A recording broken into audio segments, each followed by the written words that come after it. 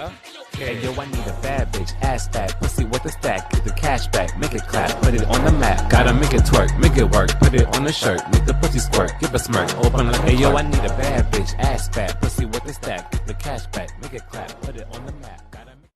Hey everyone, welcome back to my YouTube channel, and today we are going to take an ordinary stemless wine glass and we're going to make it into a beautiful customized wine glass. So take your wine glass, your wine, and your craft materials and follow me.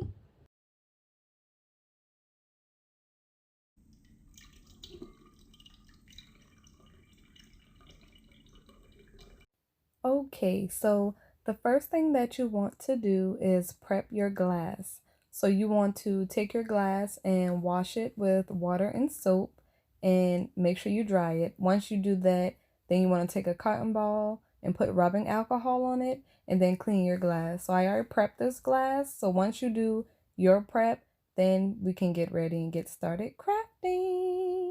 Next, you're going to add your transfer paper, which is really going to be your template for the top of your design. So I use transfer paper because it was easier and I have a lot of it.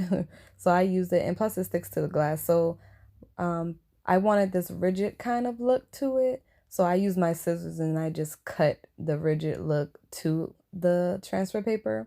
You can use those special scissors that they have, or you can use your Cricut machine if you have a Cricut machine, and you can just put the design that you want. Once you have the design that you want to place it on the glass. So I tend to do things the hard way and I eyeballed it, but if you follow the video that I got the inspiration from, you can actually see how she lined up her glass to make sure that her lines were straight and even. Interrupt our program to bring you this important message. Look at how sexy these scissors are. Like, really? Do y'all see this? These things so pretty. I just want y'all to see it, admire it with me. Okay. We're going back. I'm sorry. Okay, so be sure after you finish with the top template that you press down at those bottom ridges, just to make sure that the Mod Podge and the glitter does not get up inside and that it stays underneath your template. Then you're going to take your electrical tape and just cut a piece. You can measure if you want. I didn't, but you can if you want. And then you're going to place your electrical tape on your glass. So it depends on how large you want your actual design to be, and that will determine where you place your electrical tape. So once you have your designs placed where you want, it's time to Mod Podge and glitter. So you're going to use the purple label, which is the hard coat Mod Podge, and you're going to do this first. So this is the one that you're going to use first. You're using two different Mod Podges during this project. So depending on the color glitter that you're using will depend on how many coats of Mod Podge and glitter you have to do. So I'm using this dark blue, and because it's so dark that I'll only probably have to do this step twice. So pretty much I'm going to Mod Podge, glitter, and then let it sit for an hour and then repeat that step. After it dries for the second time, that second hour, then you're going to just place the Mod Podge on there only. Now here, see, I just lightly put like a little bit, like I didn't do a thick layer of Mod Podge, I did a light layer, and then I applied the glitter. Then lightly tapped off any extra glitter that may have still been on or hanging on. So pretty much that's how it's going to look. We're just going to set this aside on my little drying rack and allow that to dry for an hour. Then you will repeat that same step, and then after it dries that time, apply another layer of Mod Podge and then let that dry for an hour. And side note, when using glitter, be sure to use something underneath it. So I use parchment paper because it's just easier to clean up the glitter. It doesn't stick. It just slides right on into the container once I'm done with it. But just make sure that you place something underneath your project, especially when you're using glitter. So like I said, parchment paper works, but you can use a napkin, a plate, whatever is easier for you. So we are going to let this cup dry, and when we come back, we will be ready to add the additional things on it. So our glass has dried, and I'm liking how it's looking, but there's some little pieces that I don't like, but we will clean that up later and I'll tell you how. So I already pre-cut my decal with my name on it. So pretty much what I'm going to do now is transfer my name to the transfer paper and then from the transfer paper to my glass. So you probably can't really see it because I decided to use white vinyl.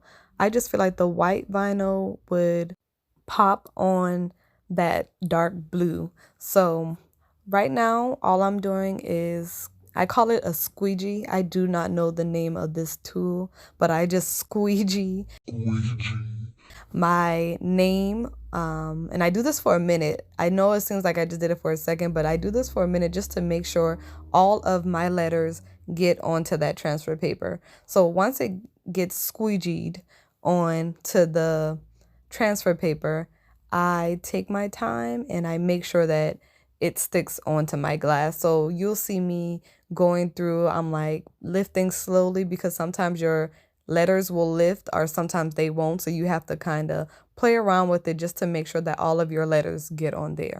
So I'm slapping my accent mark over my E onto my name and voila, you know. So here I'm just cleaning up those little spots of glitter and glue that was left on the glass that I saw. And to do that, all you have to do is use acetone or like polish remover and it will remove it right off of there. So I did it early, but you will have to do this again in a later step. So now that the glass is clean, you can add your bling bling to the glass. So I took my little bling on a string and I put them on the sides of my name, but you really can put them anywhere you want. I will show you the other glass that I actually did where I put bling on the bottom, but for some reason I just liked how that little pearl looked on the sides of my name, so that's what I did.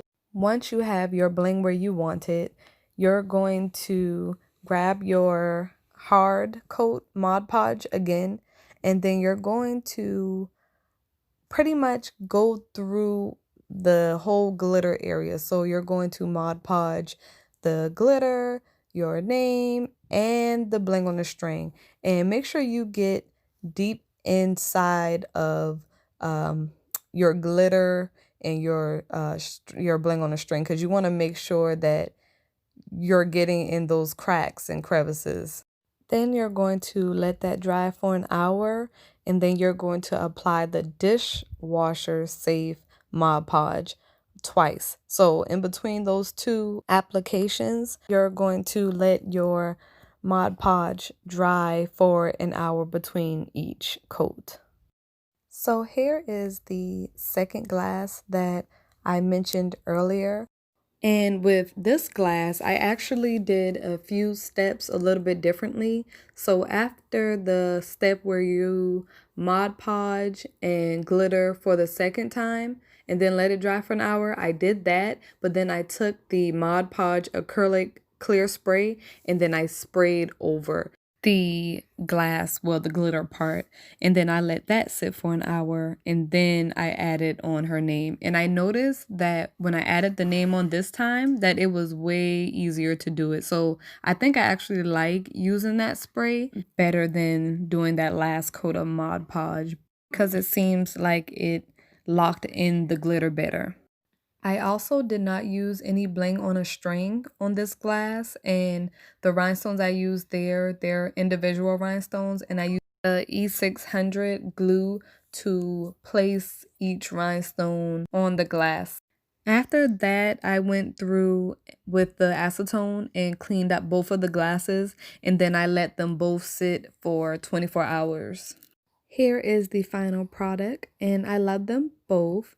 So I hope y'all enjoyed this video, and remember to like, share, follow, comment, and subscribe. And join me next week for another video. And remember to live, love, laugh, craft, and drink. Bye!